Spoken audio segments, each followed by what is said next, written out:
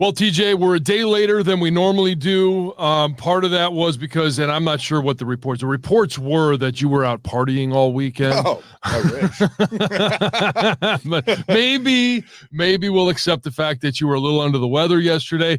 But also, hey, Monday night's game between the Seahawks and the Eagles impacted the Lions. And if the Eagles had won, Lions would have been guaranteed solidified a spot in the playoffs.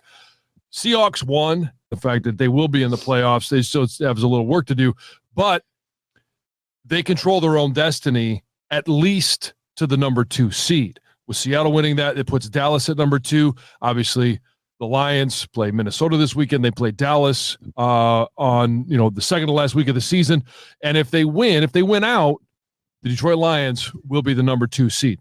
Possibly the 1 seed. Possibly the one. Look, I'm not going to get wild and crazy. No, but you need San Fran to – and look, San Fran I don't think is – if you look at can they, drop 2 of the next 3, I think they have to play at L.A.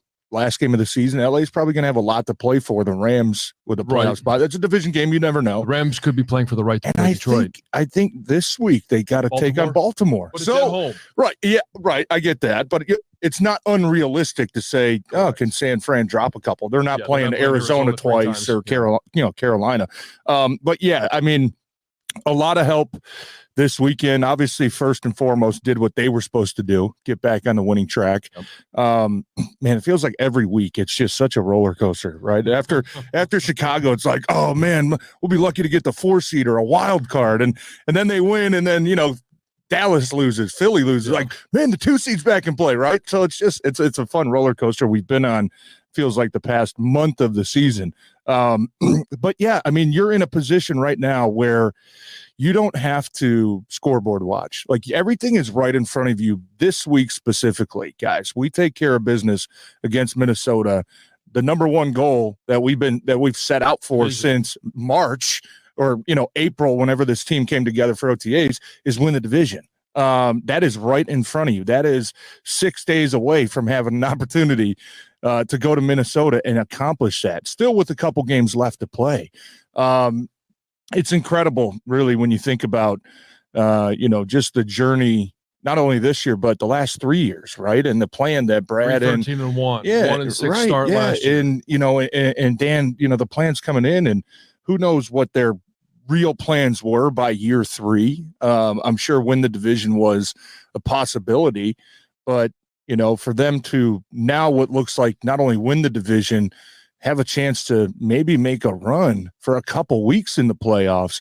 I'd be shocked if that was on their to-do list by year 3. So I'm looking at the big picture here right now, and I know we're feeling really good about ourselves, coming off of this week, the Denver win. But man, they are ahead of schedule. They just are. And it's a fun team when they play like that. I don't see any reason why, you can't be up there with the big dogs in the NFC. You know what I mean? I'm not saying I would expect you to beat San Fran or I would expect you to go to Dallas and beat them, but it's looking a lot more like a possibility than it was 2 weeks ago. You know what I mean? This style of football is the style of football you need to play come playoff time. And if you're pass protecting and you're running the ball and you're doing whatever you want on offense, like that travels, you know what I mean? That's how you win games in December and in January and make a run. We've seen it, probably really 5 times this year with this offensive line together. And the stats have been incredible. You know what I mean? Like you can compete with any team in the NFL. You play that style of football. We obviously know the last couple of weeks, the issue has been consistency. Hopefully that Denver game was that one that you're like, man, okay, we're back. Like we got all that other shit out of our system. Yeah. We're taking care of the football. We're back to our identity on offense. Defense, we're back to playing with a little bit more confidence that we saw early in the season. And you've been on teams like I have, John, this time of year where, you really feel like you got a chance to do something special. And man, that's all the motivation I think you need right there, to finish the season strong. Well, you get to a certain point in the offseason, right, where you're like, gosh, the season itself seems like it's so far away. And we finally get a chance to go to Kansas City and you come away with a win. And throughout the course of a season, you're going to have highs and lows. And this year, it's been no different than any other year where you've got highs and lows. Well, I guess it's been different because there's been more highs than lows. But you finally get to December, and you're in a position where you control your own destiny. And the season seems so much shorter. All the goals seem attainable, and that is win the division. Then you got 2 weeks left. You get a chance to go to Dallas. And you talk about a game plan traveling. Dallas and Buffalo absolutely owned Dallas because they ran the ball and they controlled the line of scrimmage. What we just saw the Lions do against Denver, if they do that same thing in Dallas, they'll win that game and they'll be sitting in the number 2 spot. Now, all of a sudden, everything seems so much shorter because it's week to week at that point. You go and you host Minnesota at home. You finish up the regular season. You prepare for your first playoff game. And at that point, it's win or go home, and everything is on the table. Everything's the table, and you start to build a head of steam. You start to get that momentum, that confidence that you need to be playing with at this time of the year. And yeah, it's exciting. But let's go back because I want to talk more about this game. Jared Goff's performance, Jahmyr Gibbs, Sam Laporta, the defense. What was it for a Denver team that was coming in white hot? They were 6-1, and there was no confidence that the Lions could put a performance together like that. Was there anything that surprised you on Saturday night? The defense certainly did, to start that game when your offense came out with the first 3 possessions. You're moving the ball and then you couldn't really find a way to convert on third downs. That's a point in the games that have gone south this year where they've struggled, whether it's the start of the first quarter, whether it's the start of the third quarter. If they hit a lull offensively, that's where you start to see, oh man, we're down 10, we're down 13. You know what I mean? Like, we're asking our defense to, keep getting, big time stops. Offense, we got to take care. It kind of seemed like it was going to be one of those games that was going to be low scoring, both offenses struggling.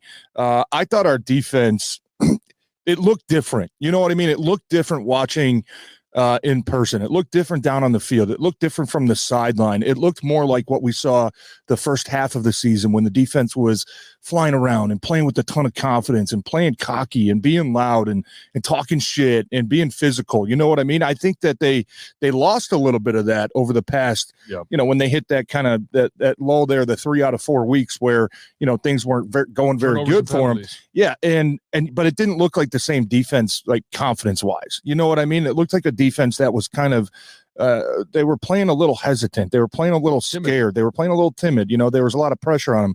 That Denver game looked like, guys, cut it loose. You know what I mean? Let's get back to playing our physical style where we're violent, we're fast, and we're going to go out and set the tone. And that's what it looked like for me. I mean, some of the hits that they were able to generate on Russell Wilson were pretty hellacious. I mean, Melifonwu drilled him on that sack fumble. Yeah. Melifonwu was a big dude coming off the edge too at that safety, 6'4", 220. He's a big guy, but they hit him early. They hit him often. They stopped the run.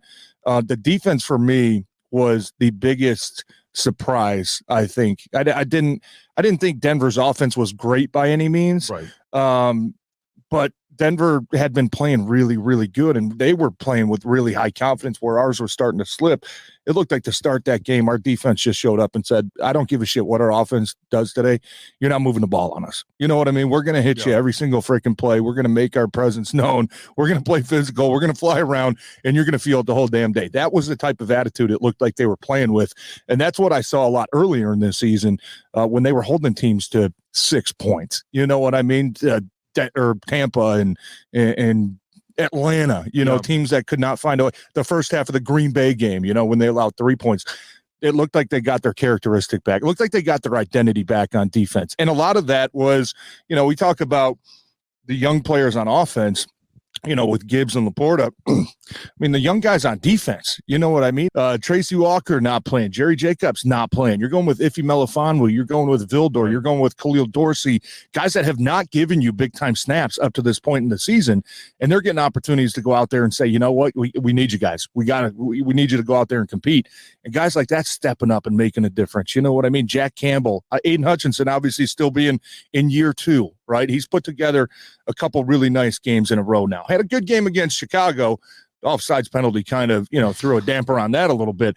But you've got your young guys that, are not taking a step back. They're finding ways to get better. And that for me is so damn encouraging because every single year you see young guys and you see potential and you see, man, like, yeah, he's going to be good, and give him a couple more years. But they always seem to hit a stretch of the season where it's like, man, rookie wall, right? You can see them starting to get worn out a little bit. These rookies and these young players look like they just continue to get better every single damn week, and they need them. You know what I mean? Yeah. They need to lean on these young guys, and they're stepping up. They're answering the bell. I know we kind of make fun. I make fun of sometimes, when they talk about, hey, we got to bring the right type of people in, you know what I mean? Like we got the right character, those type of guys. It's easy to kind of poke fun at once in a while, but you're seeing it make a difference, man. You're seeing just like blue collar guys show up, young players that are just producing at a much higher rate than they probably should be, or than a lot of other rookies are doing around the league. This is kind of feels like a youth movement on this team. And also, you don't do that without great veteran leadership too, right? I mean, they're looking at these guys. Frank Ragnow's a guy who I think sets an incredible example for guys around the team when it comes to playing a little beat up, when it comes to pain management and tolerance, and, hey, man, I got to push it, right? I'm doing it for you guys. Those type of things are contagious to the rest of your locker room. But, man, I just so impressed with the young guys, what they've been able to do on this team. And, not even just like play, but play at a freaking high level and like be like major contributors and major reasons why this team is sitting where they're at right now. So let's take this defense a step further. And I think against Minnesota, this is a defense that can be highly effective against the Minnesota offense. Against Dak Prescott, and we'll talk more about it next week, but there's only 3 games left. Can they take as many chances as they did, the Detroit defense, whether it's, hey, bringing a safety from 8 yards deep or bringing a field corner on a corner blitz? Can they take that many chances in Dallas against Dallas? Dallas, I don't know. I mean, Dallas, we know, is a completely different team when they're at home, right?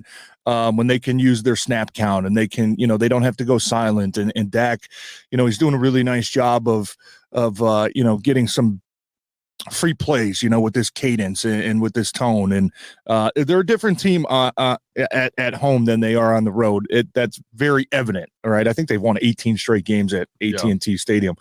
So that's going to be a tough game, but I think you have to do that against Minnesota. Anytime you play, a backup quarterback, that's how you force them into errors. You force errors by getting pressure, right? Because those guys are so hell-bent on, I got to make a play. I got to make a play. I got to make a play, right? And we saw it last week with Nick Mullins a couple times, where he's just forcing incredibly stupid passes. One, he's getting sacked and just kind of flips it up, right? He's starting to think too much a little bit. I think you have to play that way against Minnesota. When it comes to Dallas, I don't really know what type of plan we're going to see.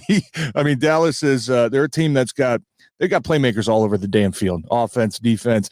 I want to probably wait another week, to see what our defense does this week, to see how we can build off of that going into Dallas.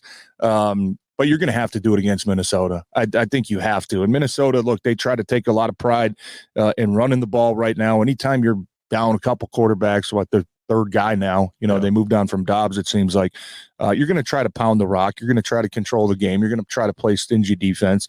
But I think this defense has to have a similar plan where it's a lot of unscouted looks. You know what I mean? Like the stuff we saw in Denver, we hadn't really seen the whole season. We hadn't seen safeties coming from 15 yards deep. We haven't seen a corner blitz, coming from way outside by the sideline.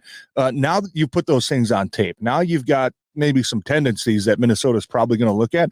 How can you even take it a step further and say, hey, last week out of this formation, we brought this corner. Hey, we can bluff that. Now we're bringing 2 guys from the opposite side. We're going to get 1 free rusher on the quarterback. That's the Aaron Glenn mind game that he's got to play this week. How can you find a way to confuse this Minnesota passing attack, especially that has gotten better now that they've gotten Justin Jefferson back? But I think that this got to be part of your identity of your defense, man. And for me, it's almost, I think maybe 4 weeks ago, I'm trying to remember the show, where we said, you know what, you're not a good enough defense to just play cover 3, right? And hey, on third down, we're playing man, right? We don't care if you know what we're doing. We're just better than you. We're going to lock you down. You don't have those type of players yet, right? So you have to be this team that you got to be a little exotic sometimes. You got to come up with some different ways to produce pressure and to generate, free runners at the quarterback and try to confuse teams and giving unscouted looks. Like, it took a while for them to get to that, But that's what they did against Denver. That's what they did a little bit against Justin Fields, where, a good portion of that game, they were disrupting him. They were confusing him. They were hitting him and sacking him after, the first drive. But I think that this has got to be part of your identity now moving forward. I think every week you're going to have, whether it's a first down package, a run stopping blitz, or whether it's a third down package where it's something we haven't shown before. This is new. We're going to rep the hell out of it in practice. And guys, when we get it in the game, we got to make sure it works, because, that's how, I don't want to say you want to trick teams at this point of the season, but that's how you play really good defense. When you're able to get stops on third down, when you're able to get stops in the red zone, like we've seen this team do now, for a couple weeks in a row, that's got to be part of your identity moving forward. I don't want to see them go back to, hey, we're just a 4 down front and we're going to drop 7 guys, and hope somebody gets to the pass rush, somebody gets a one-on-one and can win. You know what I mean? We've seen enough of that. I think this defense certainly looks at their best right now when you can when you have multiple fronts, multiple looks, multiple pressures, that you're just throwing teams off. And you're going to have to do it again, especially against Minnesota with a backup quarterback. Yeah, and when you talk about multiple, let's talk about offense just a little bit, because we know what you can do with Amon-Ra St. Brown. Back over 100 yards receiving this week. Laporta, 5 catches, 3 of them for touchdowns. And then you start working in Jameson Williams, had 7 targets, 4 catches in this game. And you start to find ways to get more people the ball. Offensively, where is the Lions offense in terms of just being a dynamic offense and not being predictable? We've seen now, I think, the extremes on both sides over the last 2 games, right? The second half against Chicago, when your offensive line struggles and when your pass game struggles, this team ain't going nowhere, right? The good extreme against Denver, when you're protecting, Jared Goff and nobody's getting close to the quarterback and you're running the ball efficiently every single carry, you're going to be really, really hard to beat. You know what I mean? I think the one thing that kind of confused me a little bit, and maybe this was more cat and mouse during the week, Denver had, I think, the worst rushing defense. They were giving up over 5 yards a carry. Yeah, and like 170 on the ground average, I want to say. 100, maybe that's high, maybe 150. But they were the worst rush defense in the NFL. So I think that was a little cat-mouse game during the week that said, hey, we're a run team. They stink at the run. They're probably expecting us to come out and try to pound the rock.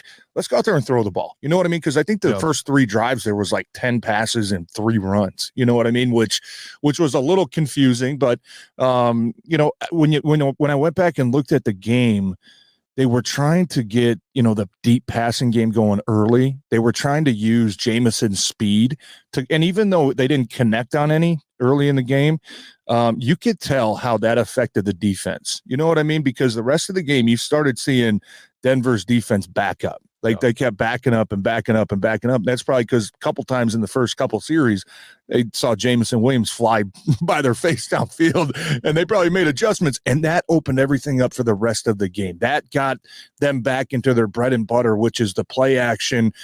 Look for those intermediate routes over the middle of the field that Amon-Ra likes to live in, that area, right?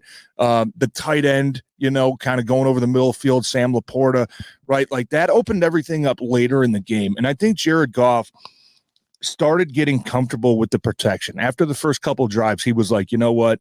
These guys ain't getting close to me. My offensive lines, it's going to be one of those days where I can have a feast. Let me start getting my mojo back. Let me get my confidence. Let me take a couple shots here. Let me take a couple chances. You know what I mean? It's not going to be 1, 2, 3, hit my back foot. No, I got pressure in my face. I'm going to have time today. And it looked like after that, it was just, and I think even the players said it, Ben Jansen, eeny, meeny, miny, mo, what plays you guys want to run, man? I can call anything. Everything's working. You know what I mean? And it was good to see the passing game get back on rhythm after the first couple drives. But we've seen what this offense needs to do in order to win games, and that's dominate up front. Mm-hmm. That is dominate up front. That is run the ball, play action. Try not to live in that 3rd and 8+ type of world. If we can stay in that 3rd and 2 to 3rd and 6 type of range, pretty high percentage, you feel like, with this offense and the options that they have. And that's the recipe, man. It's nothing. It's literally as simple as that, and it's as simple as don't shoot yourself in the foot, right? Yeah. Don't get holding calls on second and 10. Don't get tripping calls on, second and 3. Don't turn the ball over. Don't force the ball in the triple coverage. Don't, fumble the ball when you got the drive moving a little bit. As long as you do those things, that's where you feel like I'm confident that they can go head toe-to-toe with the Philly team. I'm confident they can go toe-to-toe with the Dallas team. You know what I mean? When you see those type of things, why not? You know what I mean? Why not? But it's obviously it's good to be back into this feeling, these emotions this week. You know what I mean? Because there was a little bit of panic going on over the last couple weeks. It's good to see this team show up and show their true identity again, which is a physical, tough football team, a mentally tough football team, a resilient football team. And when they play like that, a really damn fun football team to watch too. Yeah. And next week we should be talking about a division winning football team. So heading to Minnesota this weekend, Dallas the week after, and then home against Minnesota, and we'll see what happens in the playoffs. Make sure you stay tuned here for all your Lions information. We're going to take you all the way through the regular season, all the way through the playoffs, and hopefully a nice long playoff run. Thanks for listening to Necessary Roughness.